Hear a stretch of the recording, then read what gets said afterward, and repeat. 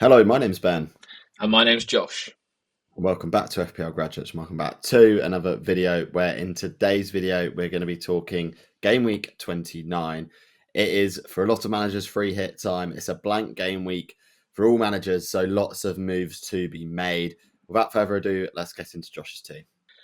Yeah, so going into the blank game week then, I am choosing not to play my free hit. If you've watched a few of our previous videos, you probably know that, to be fair. It's been my plan for a while now. So the preparation, I would say, was going well. Last couple of weeks haven't really swung my way. So just hoping that in the next few, we can sort of build that back up. Obviously, last week I went against Salah with the captaincy. It didn't work out, but it wasn't as bad as what I thought it would be. I was at 360k last game week before any games kicked off. I'm now at 490k. So considering it was like the worst possible outcome, I think that's 100k red arrows, not too bad. But yeah, obviously knew the risk going into it. Was unlucky, but it is what it is. Getting into this game week then, so I've got two free transfers. Not a lot of players blanking, to be fair. As I said, I've sort of planned for this, so I've got quite a few playing players.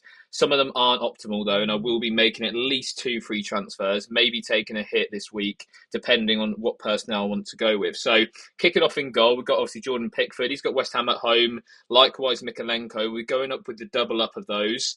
I do have Jarrod Bowen in my team, so there is a clash there. But West Ham, to be honest, since I brought Bowen in, haven't looked great going forwards. Creating some chances, but not a lot. The issue is that Everton seem to concede the only chance that they keep conceding. It's happened against Man United. It happened against Wolves at the weekend as well.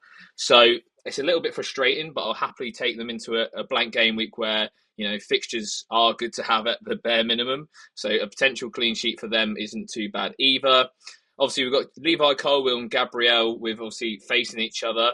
Again, not too worried about that. Both attacks are stinking it up, really, as of late, especially Arsenal, obviously, just really, really poor going forwards at the moment. So for me, I'm pretty happy having either of them. I can see at least one of the sides in that game getting a clean sheet. I can't see it being too high scoring personally. And then obviously we've got Anthony Robinson last, Tottenham at home. Tottenham, I think, do struggle at Craven Cottage in sort of recent history. So let's hope out for some sort of result there. Not expecting too much though, just hopefully not a 0-pointer like he's got in the last couple of weeks. Ideally, I would have had Patrick Dorgu playing this week, which is why I bought him in, but he got a red card. Thank you very much. What's the thoughts on the defence, Ben?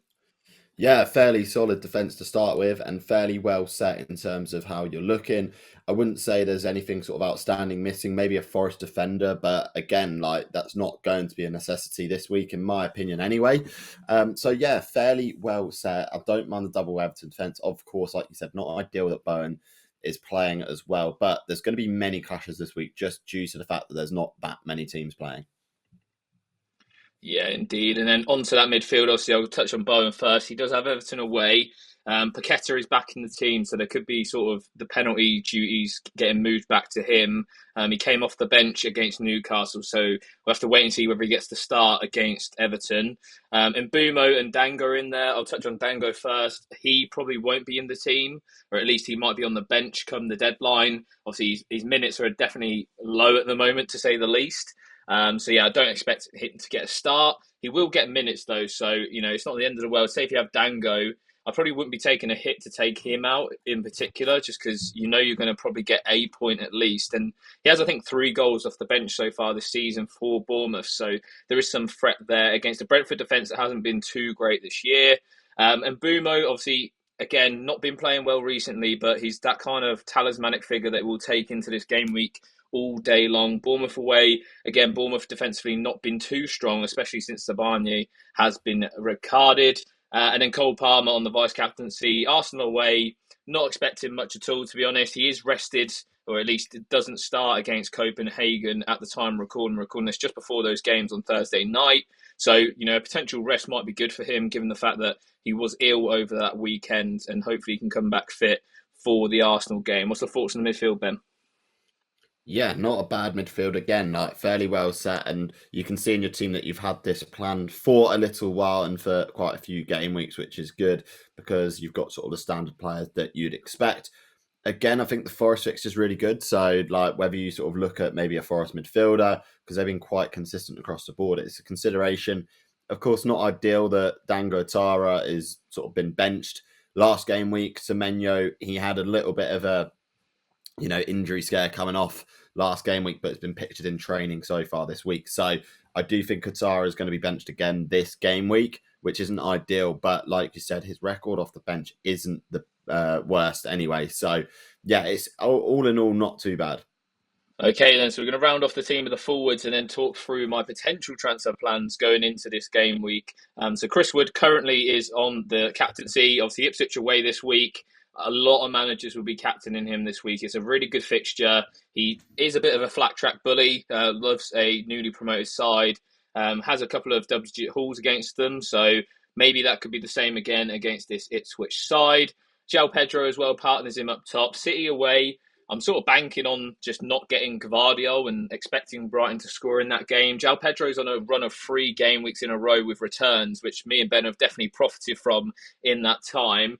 A bit out of the woodworks, really, because he was a bit of a minutes risk and still is a bit of a minutes risk going into that City game. Obviously, Jorginho Ruta and Danny Welbeck both could take up minutes of his. We'll just have to wait and see how it goes. I think at the present time, I don't think they're trying to rush Welbeck back. So we usually get a João Pedro for 90 minutes with Ruta coming off a little bit earlier for Welbeck. So we'll see how that pans out, but I do expect a start for him as well. Okay, then, so moving into the transfer plans then. So as I say, a -4 is probably going to be on the cards, and it's going to be taking out 2 playing players potentially, which is quite controversial in a blank game week, but I feel like the upside could be there.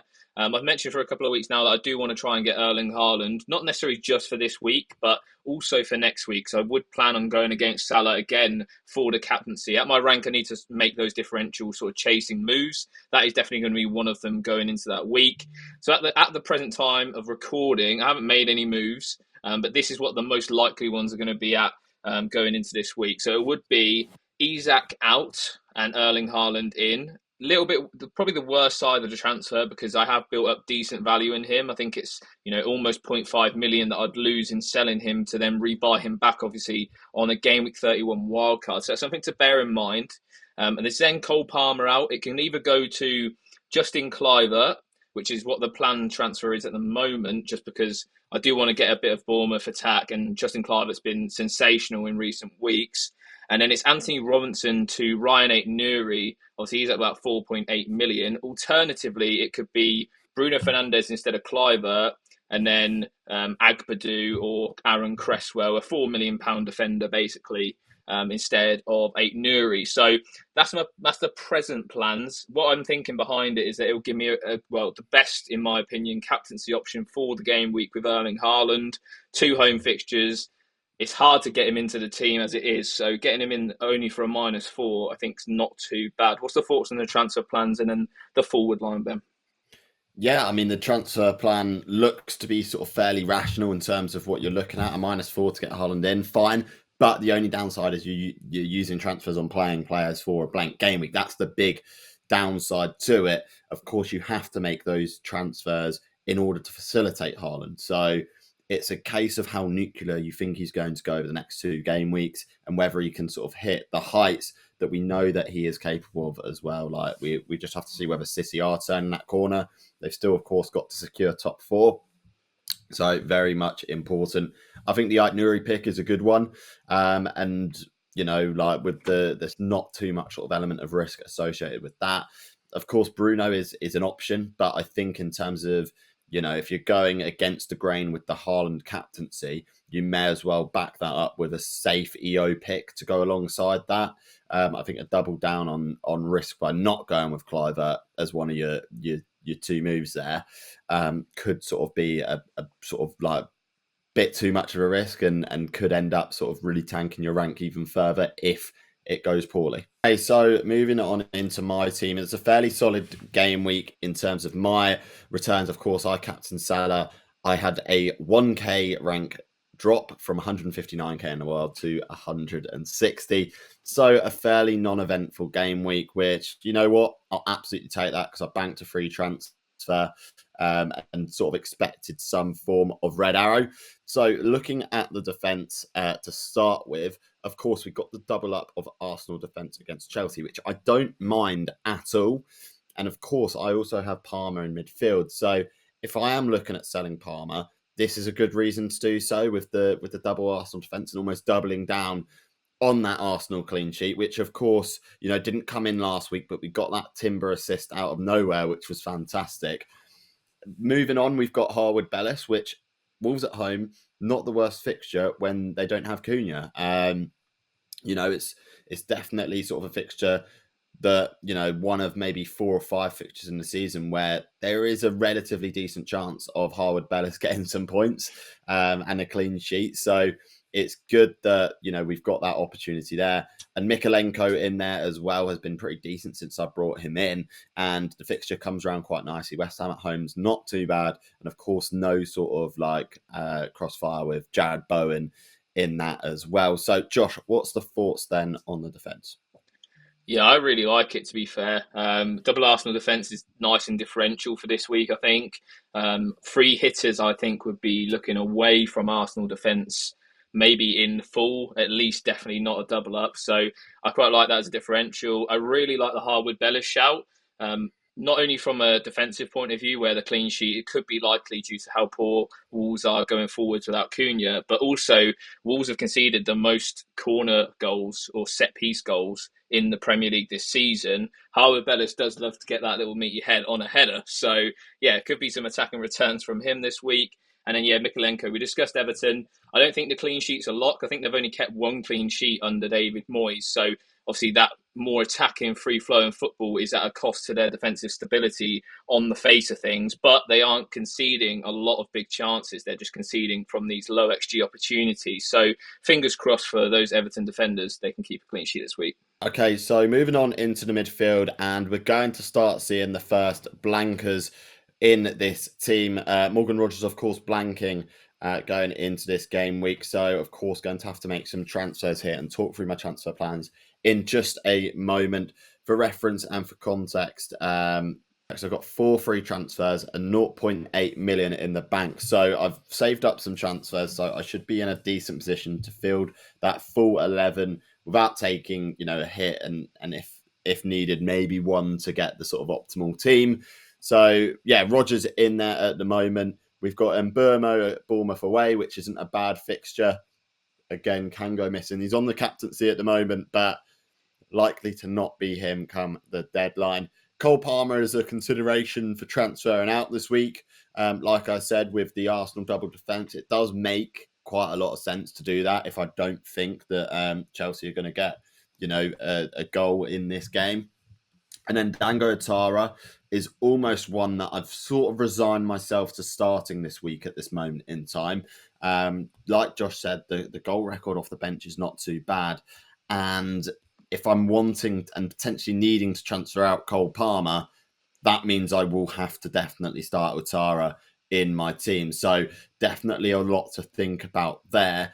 Josh, what's the thoughts on the midfield then? Yeah, I think it's really similar to mine in terms of those 3 guys on the left hand side. I think Atara is a fine start this week. Like I wouldn't be like I said, I wouldn't be hitting him out because how dangerous he can be off the bench. Like we mentioned as well, Semenyo's fitness is unknown at the time of recording. It doesn't seem anything major, but you never know. Something could spring up in a press conference tomorrow, and then that would make Atara a starter. I'm almost sure of it. So it's an interesting one. Again, I think the turnaround in games as well, potentially longer term, we could see more Atara minutes in the future, maybe for that Ipswich game shortly after the FA Cup round as well. So, yeah, I think there is definitely sort of rewarding keeping Atara, especially for this week anyway, and maybe even into next week. Palmer and Mbumo sort of pick themselves. I don't think you need either of them, if I'm being honest, if you're on a free hit potentially. But they are nice, safe, reliable picks for those who obviously aren't going to be using it this week. Okay, so moving on into the strike force, and this is where there's not too much going on at the moment. We've just got João Pedro, so we will start talking about my potential transfer plans. Now, as the week's gone on, the FOMO of Erling Haaland has gone more and more for me, and I do feel like it might be time to jump premium from Parma to Erling Haaland. In my scenario with a double Arsenal defence, it makes sense in this week in isolation, and then of course moving on to sort of other game weeks, there's a potential that could really sort of be fruitful in terms of returns. So My current transfer plan is to use all 4 free transfers, and this will be to transfer out Alexander Isak. I'm in the same situation as Josh. A lot of value going to be lost there, so going to have to sort of take that into consideration. Transferring out Cody Gakpo and transferring in Chris Wood.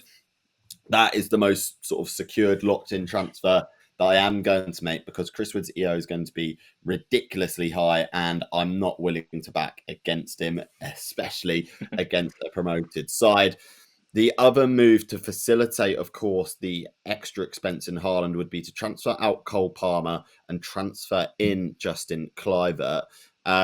So, yeah, again, another EO play almost. And he is and did look absolutely fantastic against Tottenham. He just absolutely run the game for Bournemouth up until, of course, they fell apart at the end. And then the final transfer would be Lewis Hall, who, of course, is out for the rest of the season, and Nico Williams to come in.